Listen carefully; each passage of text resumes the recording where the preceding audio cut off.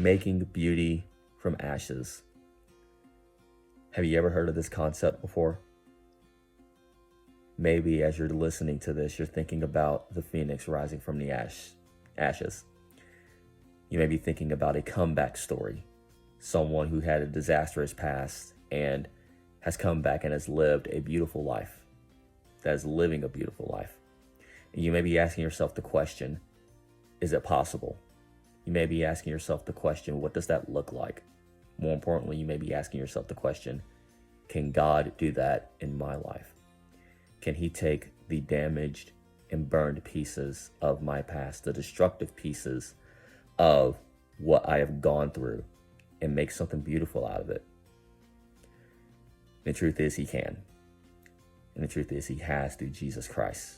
If you'll place your faith and your trust in him, you will see that he can take the broken pieces of your past and make it into something beautiful.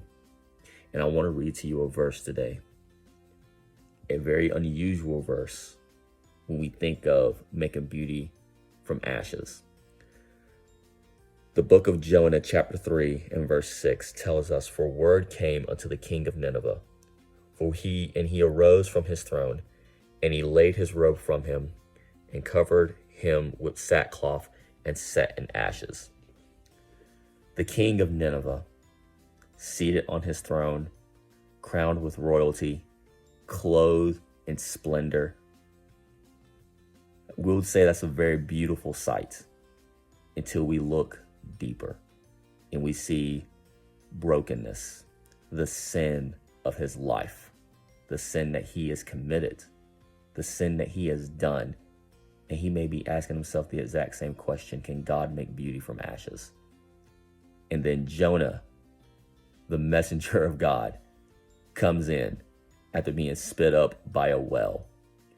And he preaches a message of conviction and a message of redemption.